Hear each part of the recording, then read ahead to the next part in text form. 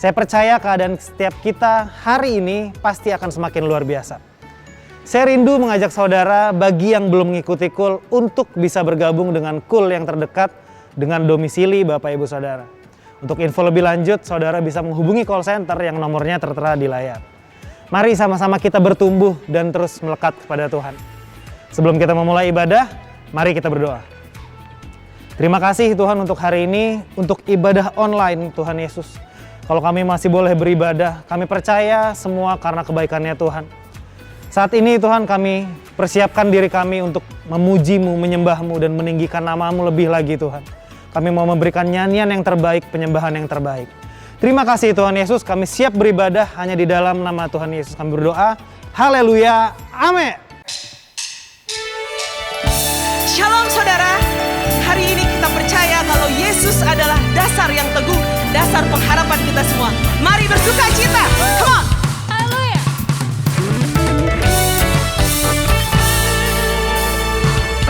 Yesus, kau dasar yang teguh, amanku bersamamu. Yesus, kau dasar yang teguh, ku percaya akan firman-Mu. Percaya akan firman. Yes.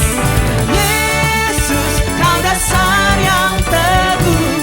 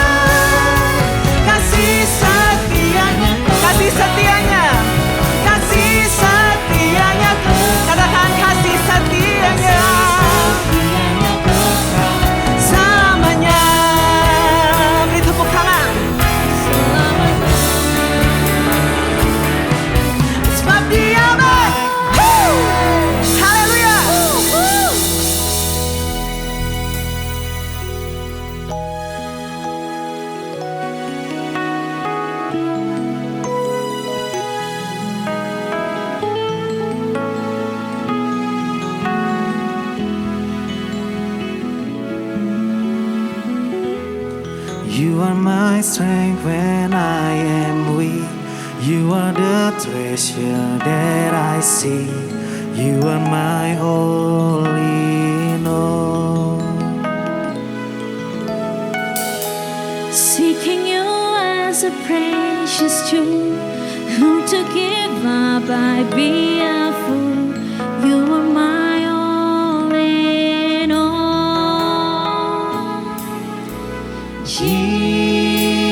Jesus, Lamb of God, worthy is your name.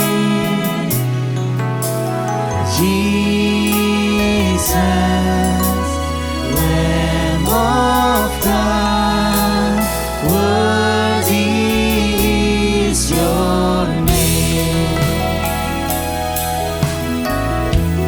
You are my strength, taking my sin, my cross, my shame, rising again, I bless your name. You are my all in all. When I fall down, you pick me up. When I am dry, you fill my cup. You are my all in all. Say Jesus, Jesus, Lamb of God, worthy is your name.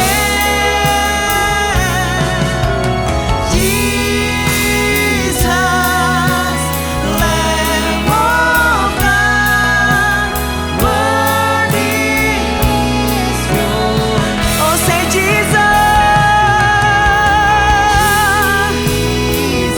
you are my all in all. Worthy is your name.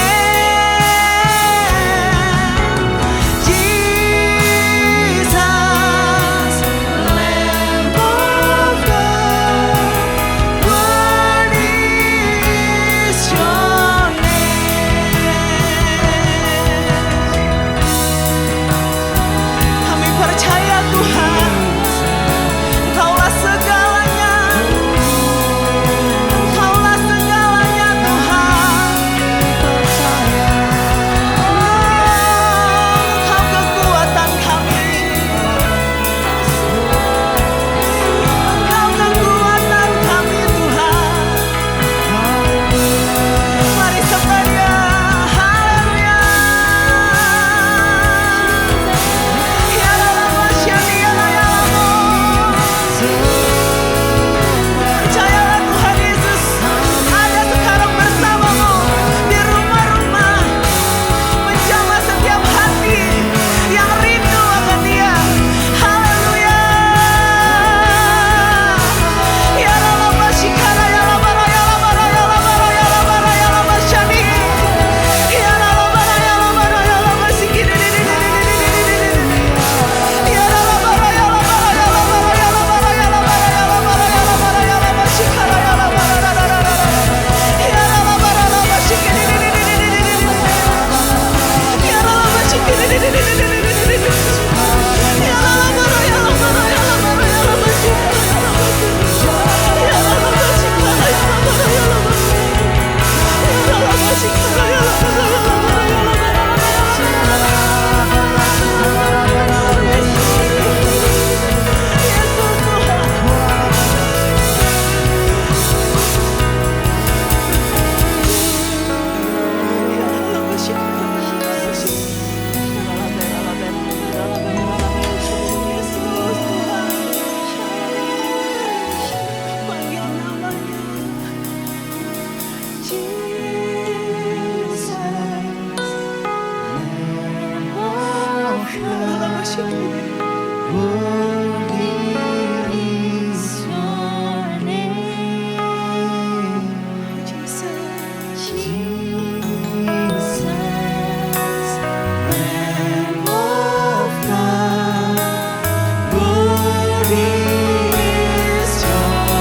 Say Jesus,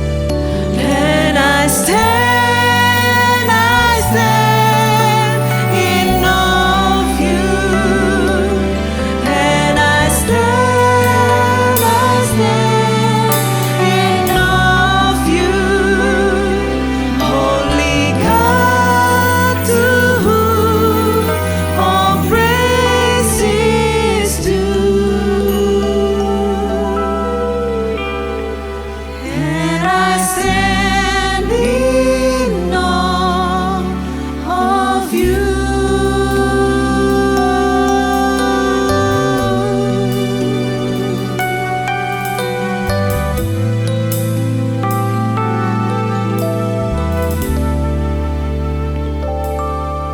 And I stand in awe of you.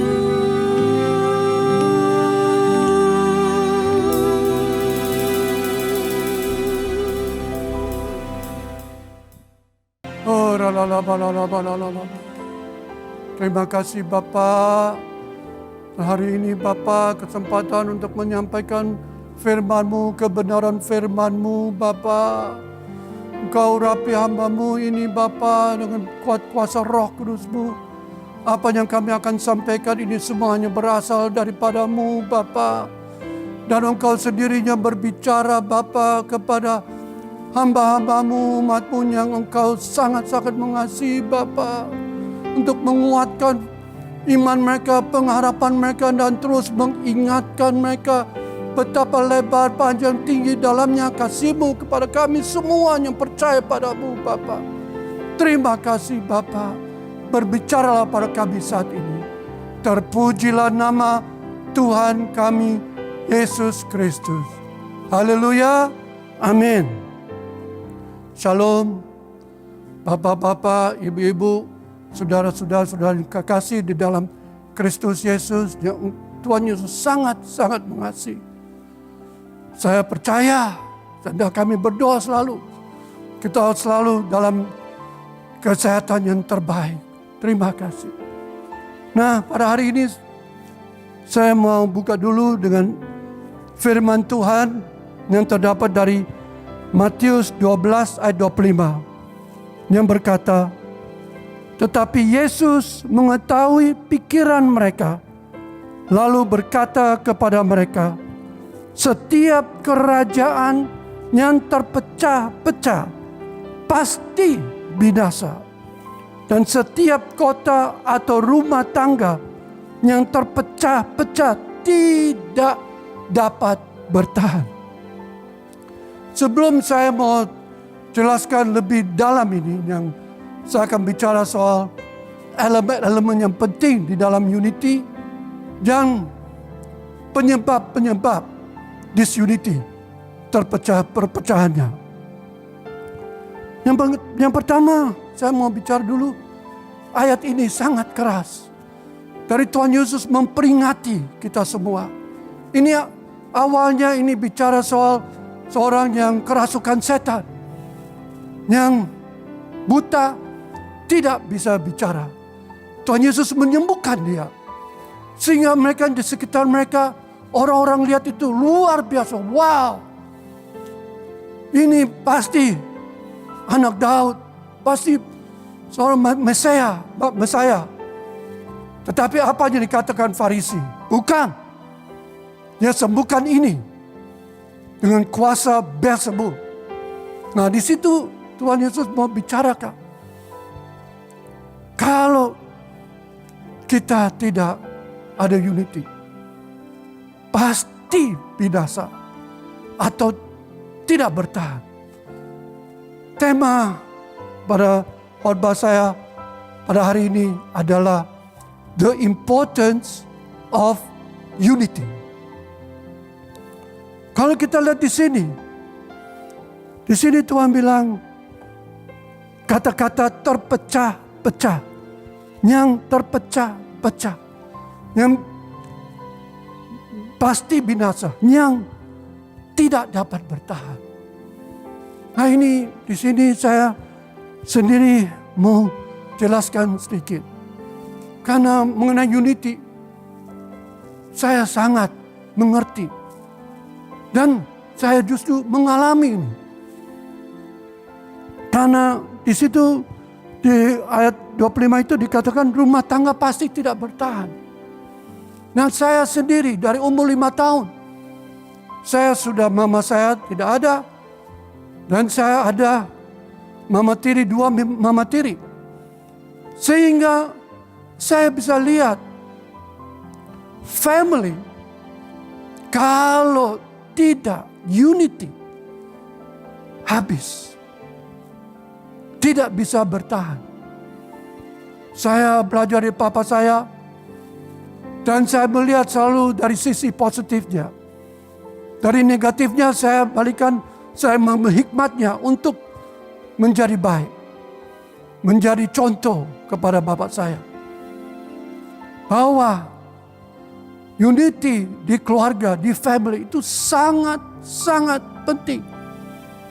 Dari awalnya bapak punya perusahaan, bapak saya punya perusahaan 33 lebih, tapi akhirnya hanya sisa 1. Yang itu yang saya berada sekarang ini. Saya diberkati itu karena Tuhan Yesus, karena saya mengutamakan family, rumah tangga dan unity. Sebelum saya kawin sama istri saya tegaskan sama istri saya tidak mau jadi seperti bapak saya. Dan istri saya minta supaya jangan tinggalkan anak-anak saya atau dengan saya. Ini sangat penting. Karena berkat itu kita mengalami berlimpah, dan itu yang saya tahu. Tuhan itu memberkati ke saya karena saya memperhatikan esensi daripada rumah tangga, keluarga. Karena saya mengalami banyak mujizat demi mujizat. Dan keluarga saya sekarang saya bersama-sama istri saya sudah 40 tahun lebih, persisnya 43 tahun perkawinan saya. Dan saya sudah ada 4 anak, 7 cucu. Dan itu semua karena Tuhan. Dan ini pentingnya unity. Dan unity itu mulai dari family. Karena itu salah satu syarat yang tertulis di Titus untuk menjadi pelayanan jemaat. Itu harus ada hanya 1 istri. Dan itu mulai memang ini pentingnya family yang Tuhan menginginkan supaya start from the family. Jangan ada bapak atau ibu mau menceraikan istri mau menceraikan suami. Apalagi lebih-lebih lagi sekarang dalam keadaan ini masa pandemi. Tetapi pertahankan unity di keluarga. Nah dari situ, kalau kita sudah jalankan unity di dalam keluarga, itu semua gunung-gunung yang lain, yaitu ada 7 gunung. Salah satu gunung itu family. Dan lain-lain mengenai religion, multimedia, bisnis, dan semuanya itu akan dengan sendirinya akan sukses. Kita akan mengalami sukses demi sukses, mujizat demi mujizat. Dan unity harus terjadi di gereja-gereja kita. Bagaimana kita bisa sekarang di Alkitab sudah mengatakan kita ada menjalankan satu amanat yang penting, yaitu amanat agung. Menjaga banyak jiwa-jiwa yang terbesar sebelum Tuhan Yesus datang untuk kedua kali. Kita harus secara unity. Gereja harus secara unity untuk mencapai. Supaya kalau kita jangan ada perpecahan antara gereja sama gereja. Yang penting di sini yang kita bilang, gereja itu orang atau religion itu hanya 2. Religion itu artinya itu kepercayaan, yaitu percaya kepada Tuhan Yesus atau Mammon. Itu hanya di Alkitab dibilang begitu. You follow me, said Jesus, or follow Mammon. Nah Mammon itu adalah yang tidak percaya kepada ajaran Kristus. Karena tidak ada satu orang pun yang akan datang kepada Allah Bapa yang di surga itu kalau tidak melalui Kristus. Makanya di Alkitab bicara, pergi, jadikan mereka semua muridku, dan baptislah mereka di dalam Allah Bapa, Anak, dan kuasa Roh Kudus. Inilah tugas-tugas kita. Sudah sebelum menjelang hari Tuhan. Dan saya perlu bicara lagi, Kristus sudah memberikan contoh apa artinya unity. Itu terdapat di Yohanes 17, 20 sampai 23. Dan bukan untuk mereka ini saja aku berdoa, tetapi juga untuk orang-orang yang percaya kepadaku oleh pemberitaan mereka, supaya mereka semua menjadi satu, sama seperti Engkau, ya Bapa, di dalam aku dan aku di dalam Engkau, agar mereka juga di dalam kita, supaya dunia percaya bahwa Engkaulah yang telah mengutus aku, dan aku telah memberikan kepada mereka kemuliaan yang Engkau berikan kepadaku, supaya mereka menjadi satu, sama seperti kita adalah satu. Aku di dalam mereka dan Engkau di dalam aku, supaya mereka sempurna menjadi satu, agar dunia tahu bahwa Engkau yang telah mengutus aku, dan bahwa Engkau mengasihi mereka sama seperti Engkau mengasihi aku. Ini sudah cukup jelas dalam firman Tuhan ini. Apa yang Tuhan Yesus menghendaki dan Allah Bapa yang di surga, supaya kita menjadi satu, sehingga kita bisa accomplish, tercapai misi amanat agung itu. Kalau kita tidak ada unity, bagaimana dunia bisa melihat kita? Bapak, Ibu, saudara-saudara kekasih, unity ini sangat penting dalam hari-hari ini menjelang Kristus datang. Dan saya perlu memberitahukan secara singkat elemen-elemen penting di dalam unity. Yang pertama, unity is good and pleasant. Kesatuan atau unity itu baik dan menyenangkan. Di Mazmur 133 ayat 1 berkata, nyanyian Siara Daud, sungguh alangkah baiknya dan indahnya apabila saudara-saudara diam bersama dengan rukun. Haleluya. Amin. Sungguh indahnya. Makanya di gereja kita itu perlu ada family altar, ada cool, semua itu berkumpul. Semua menjadi satu, terconnected.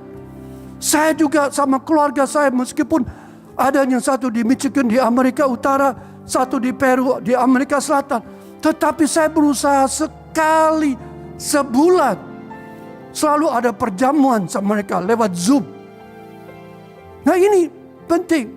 Betapa indahnya waktu kita bicara, sharing, saling mendoakan. Wow, kuasa Allah itu luar biasa. Dan ini unity makes God. Unity itu adalah good and pleasant. Yang kedua, unity makes God's people fruitful. Unity atau persatuan membuat umat Allah berbuah. Mazmur 133 ayat 3 berkata, seperti embun gunung Hermon yang turun ke atas gunung-gunung Sion, sebab kesanalah Tuhan memerintahkan berkat kehidupan untuk selama-lamanya. Dan Bapak, Ibu, Saudara yang sekasih, di sini saya juga alami, kalau kita jaga unity dalam keluarga, wow, berkat itu berlimpah-limpah yang kita akan menikmati. Percaya deh, memang saya ini bukan orang yang konglomerat yang besar, tetapi saya tidak kurang, saya tidak lebih, saya menikmati sama keluarga saya. Yang saya pegang itu di Amsal 37-9. Yang saya juga berdoa kepada Tuhan selalu. Dua hal aku mohon kepadamu. Jangan itu kau tolak sebelum aku mati. Yakni Jauhkanlah daripadaku kecurangan dan kebohongan. Jangan berikan kepadaku kemiskinan atau kekayaan. Biarkanlah aku menikmati makanan yang menjadi bagianku. Supaya kalau aku kenyang, aku tidak menyangkalmu dan berkata, siapa Tuhan itu? Atau kalau aku miskin, aku mencuri dan mencemarkan nama Allahku. Bapak, Ibu, saudara-saudara kasih yang Tuhan Yesus sangat kasih. Sampai detik ini, dan saya tahu sampai Tuhan menjemput saya. Yang apa yang didoakan, apa yang diminta, saya kepada Tuhan, yang Tuhan tuliskan itu terjadi. Karena saya tahu saya memelihara keluarga saya, family, selalu unity. Dan juga kita, secara gereja juga, kita akan diberkati berlimpah-limpah kalau gereja bersatu, satu visi, satu tujuan, diberkati berlimpah-limpah dengan banyak jiwa-jiwa yang akan diselamatkan. Dan kita tidak pernah berkekurangan. Amin. Amin. Percaya. Ketiga, elemen-elemen yang penting di dalam unity. Unity is a challenge we must strive to achieve.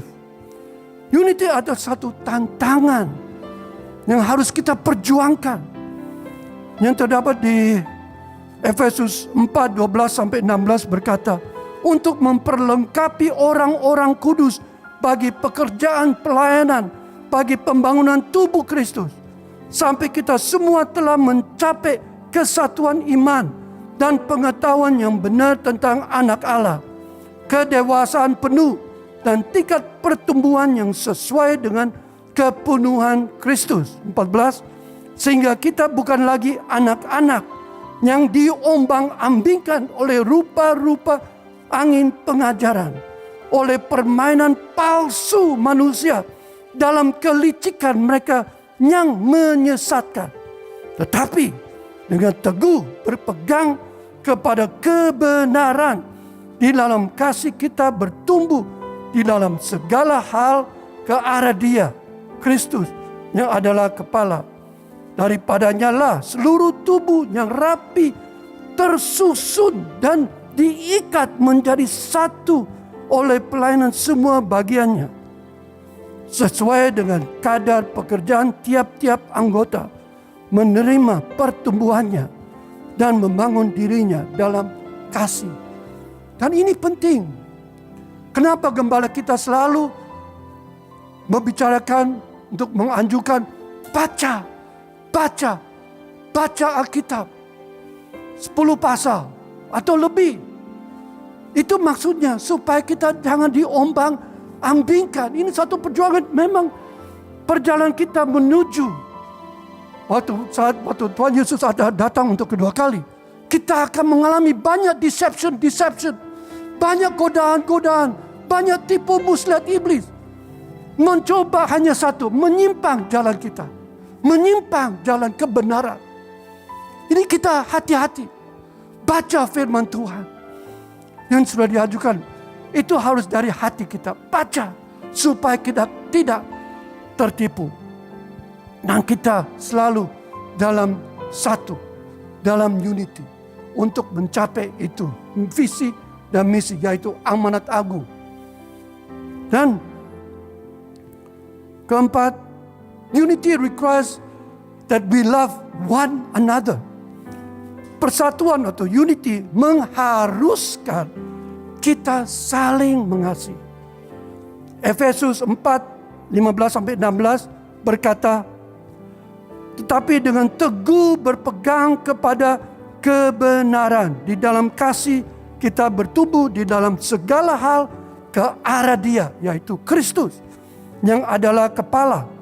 Daripadanya lah seluruh tubuh yang rapi tersusun dan diikat menjadi satu oleh pelayan semua bagiannya, sesuai dengan kadar pekerjaan tiap-tiap anggota menerima pertumbuhannya dan membangun dirinya dalam kasih. We must love each other.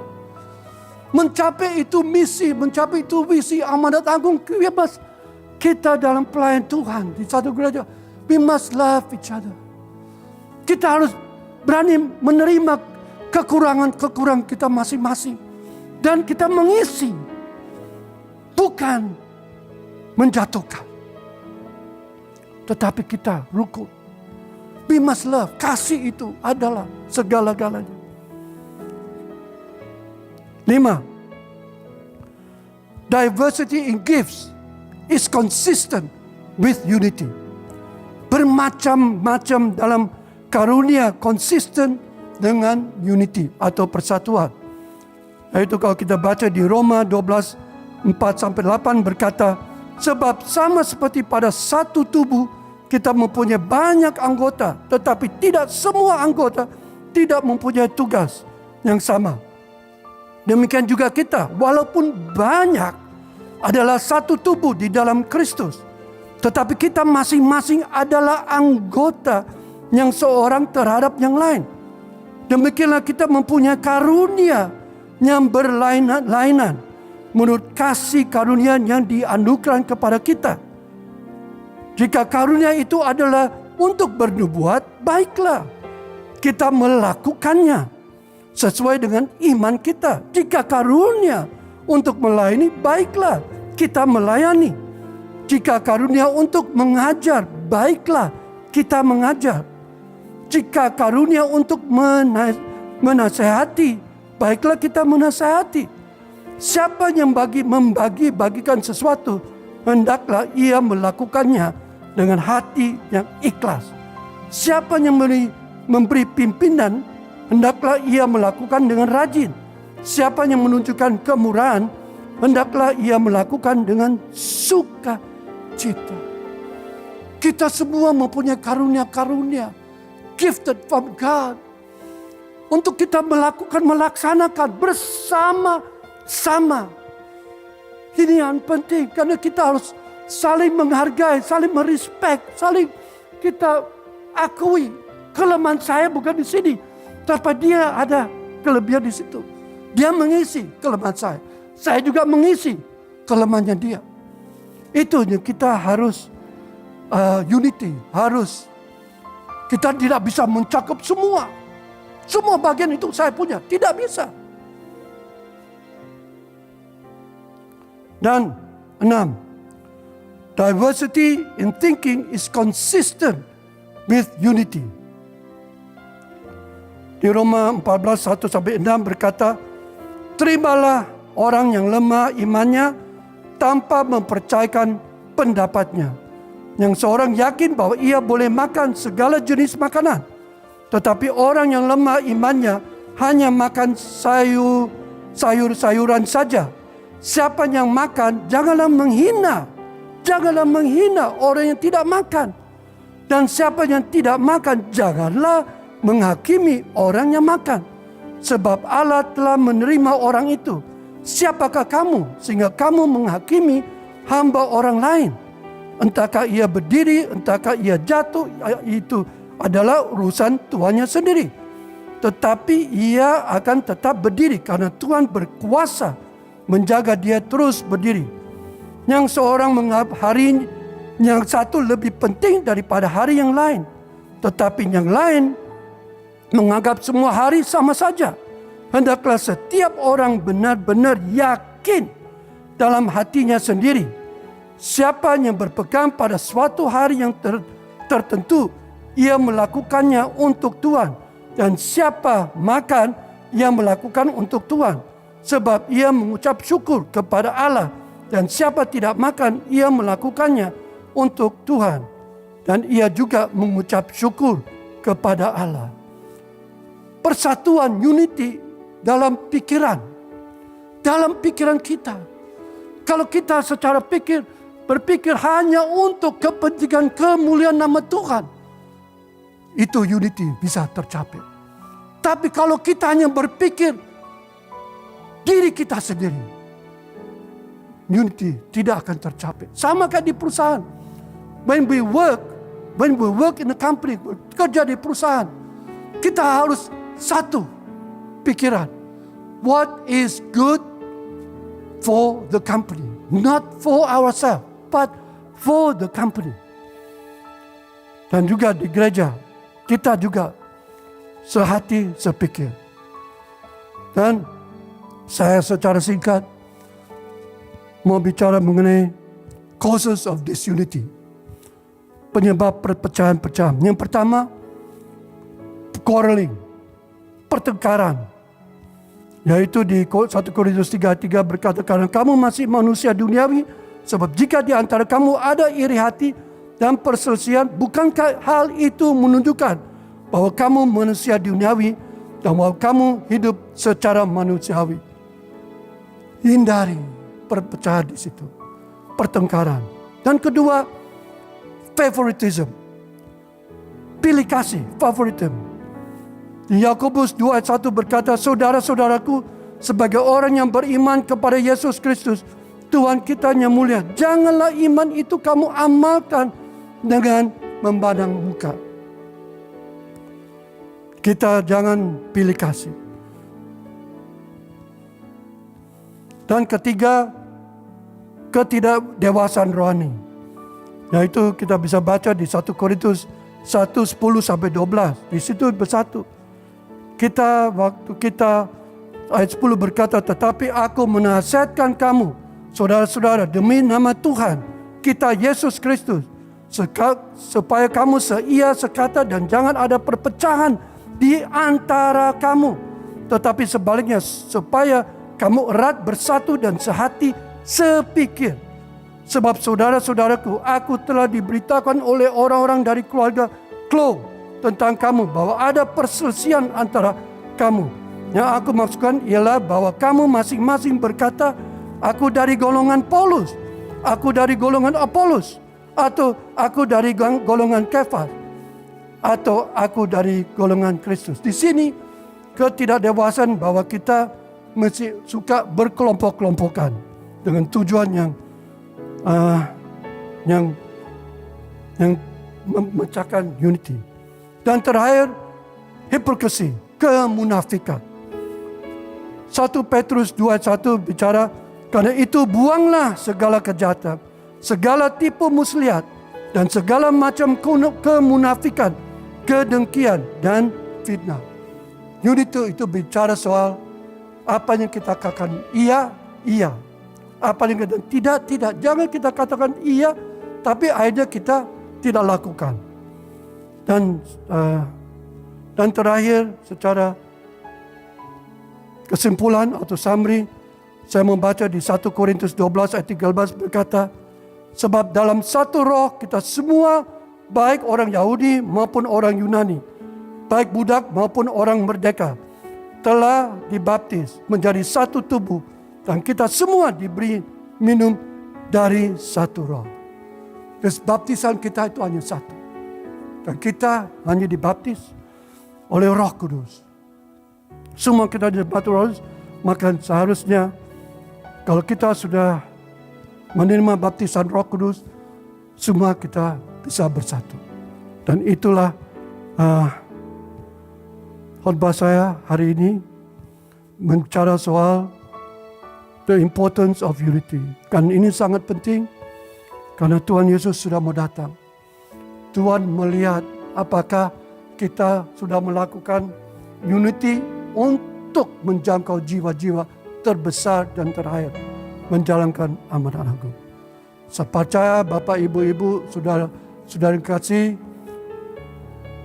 mendapat rema pada hari ini untuk betapa pentingnya persatuan. Oh, terima kasih Bapak. Engkau sungguh baik. Kami sudah menyampaikan firman-Mu mengenai pentingnya unity Bapa. Kami berdoa Bapa, kami berseru padamu Bapa. Ada unity dalam gereja kita semua di seluruh Indonesia. Dan juga di sini Bapa, di House of Shalom Bapa, kita menjadi satu. Untuk melaksanakan amanat agung ya Bapa. yaitu untuk menjangkau jiwa-jiwa terbesar dan terakhir sebelum kedatanganmu untuk kedua kali. Memuliakan nama-Mu. Terima kasih Bapa. Biar firman-Mu ini Bapa tertanam dalam hidup kita dan kami menjadi pelaku firman-Mu. Terpujilah nama Tuhan Yesus Kristus. Tuhan Yesus memberkati kita semua berlimpah-limpah. Haleluya. Amin.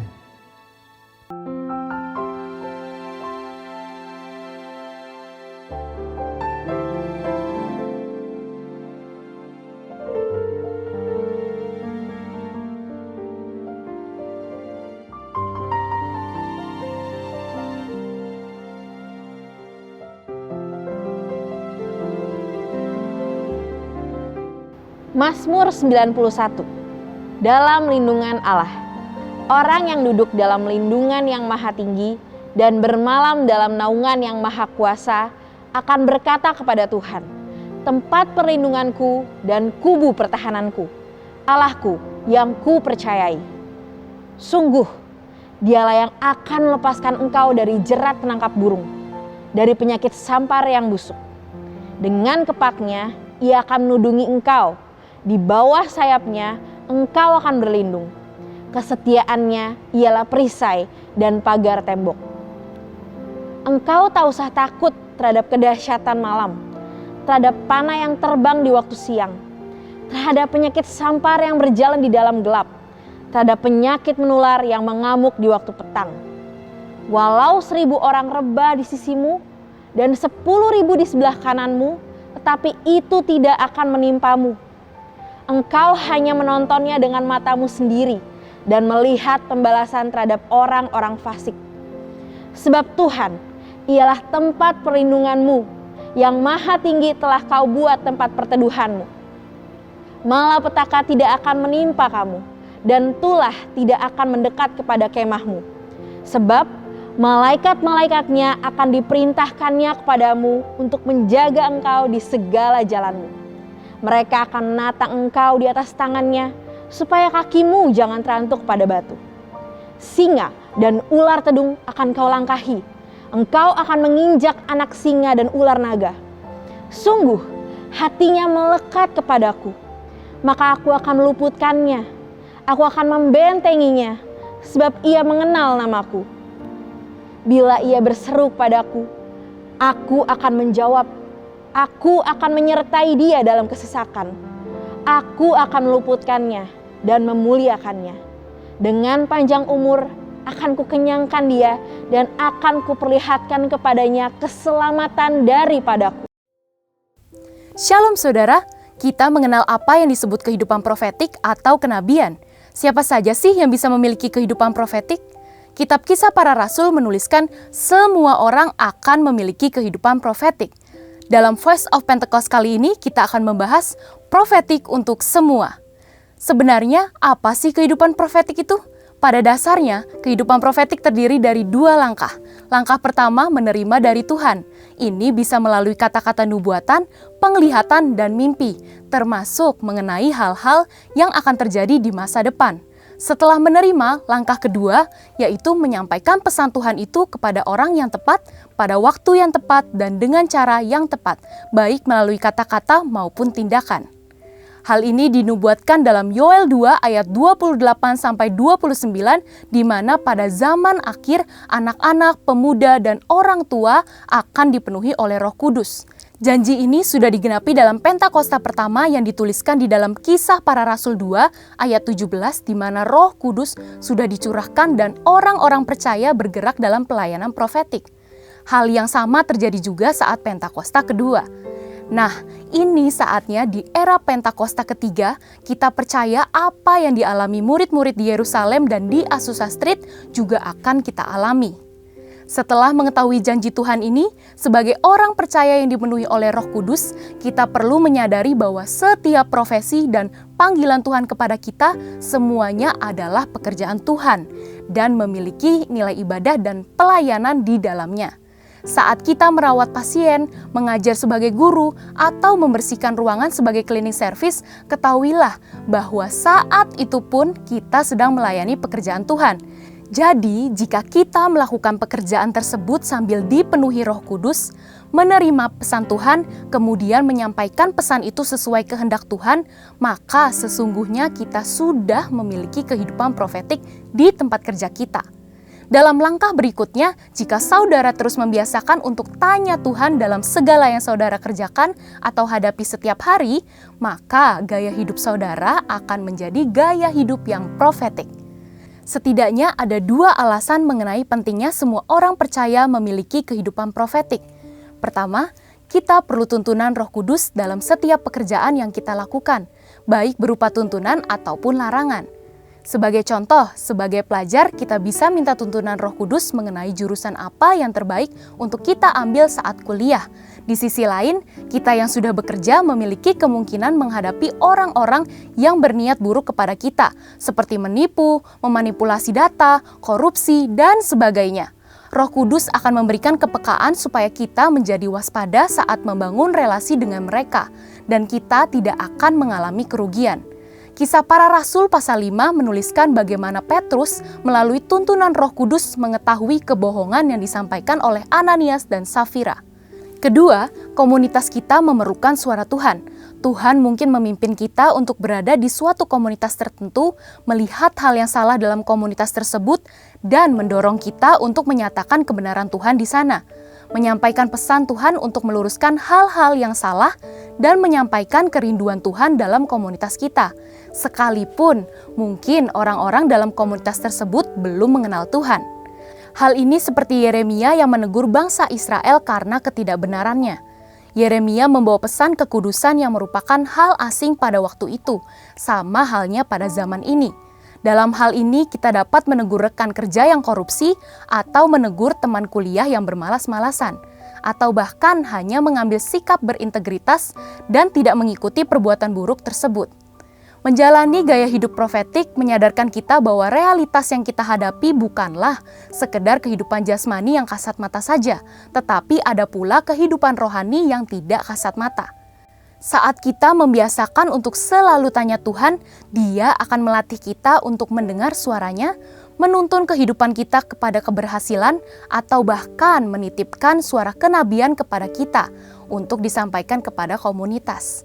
Maka dari itu, nyatanya kehidupan profetik itu tidak seaneh yang dipikirkan oleh orang-orang di luar kelompok Pentakosta. Karena janji Tuhan bahwa Roh Kudus akan dicurahkan atas semua manusia. Ya, profetik itu untuk semua. Saudara, untuk penjelasan lebih lengkapnya dari tim teologi kami, silakan buka link di atas atau scan QR Code yang tersedia. Maranatha, Tuhan Yesus memberkati kita semua. Mari bersama-sama kita deklarasikan apa yang dimaksudkan dengan Pentakosta yang ketiga. 1. Pentakosta ketiga adalah pencurahan Roh Kudus yang dahsyat di zaman ini, melebihi yang terjadi di Azusa Street. 2. Pentakosta ketiga akan mengakibatkan penuaian jiwa yang terbesar dan yang terakhir sebelum Tuhan Yesus datang kembali. 3. Pentakosta ketiga akan membangkitkan generasi Yeremia, yaitu anak-anak muda yang dipenuhi Roh Kudus, cinta mati-matian kepada Tuhan Yesus, tidak kompromi terhadap dosa, dan akan bergerak untuk memenangkan jiwa. 4. Pentakosta ketiga lahir di Indonesia dan bergerak ke bangsa-bangsa. Gerakan ini dari timur ke barat dan akan kembali ke Yerusalem. 5. Pentakosta ketiga akan memberikan kuasa untuk menyelesaikan amanat agung, dan setelah itu Tuhan Yesus datang kembali. Mari kita satukan hati kita berdoa. Bapa yang baik dalam surga, kami mengucap syukur untuk hari ini Tuhan, oleh karena kebaikan-Mu, kasih-Mu bagi setiap kami boleh beribadah pada hari ini semua karena kebaikan-Mu bagi setiap kami. Kami percaya kami boleh terima mujizat-Mu, kami terima pemulihan, kami boleh terima kasih yang daripada-Mu Tuhan. Semuanya untuk memulihkan setiap keadaan kami, umat-Mu Tuhan, anak-anak-Mu, biarlah diberkati dimanapun setiap kami berada. Kami berdoa juga Tuhan pada hari ini untuk Bapak Gembala Sidang kami, Bapak Pendeta Dr. Insinyur Niko Nyoto Raharjo dan keempat wakilnya, juga Karayon kami Tuhan, Rayon 1E, Bapak Pendeta Beni Gunawan, dan para wakilnya juga staf penggembalaan di GBI Bintaro House of Shalom. Engkau yang memberkati Tuhan, biar hamba-hambamu ini boleh berjalan sesuai dengan tuntunanmu Tuhan, berjalan sesuai dengan rencanamu untuk memenangkan Tuhan jiwa-jiwa di kota ini. Terima kasih, kami bersyukur untuk kasih-Mu, dan kami juga berdoa Tuhan untuk bangsa Indonesia. Kami perkatakan shalom untuk Indonesia. Mulai dari Sabang sampai dengan Merauke, Engkau yang memberkati Tuhan. Biarlah Indonesia bebas dari COVID-19, pemulihan yang daripadamu terjadi atas Indonesia. Dan kami melihat Tuhan revival itu, lawatan Tuhan terjadi atas Indonesia. Kami berdoa di dalam nama Tuhan Yesus. Terpujilah namamu Allah yang luar biasa. Terima kasih Bapa. Kami percaya Engkau yang memberkati setiap kami, dan kami siapkan hati kami untuk menerima berkat yang daripadamu. Sekarang terimalah berkat Tuhan. Kasih karunia yang berlimpah-limpah daripada Allah Bapa dalam Anak yang tunggal, Yesus Kristus. Persekutuan yang manis dengan Roh Kudus menyertai saudara sekalian mulai hari ini. Sampai Tuhan Yesus datang menjemput kita di awan-awan, dan bahkan sampai selama-lamanya. Yang percaya bersama-sama katakan, Amin.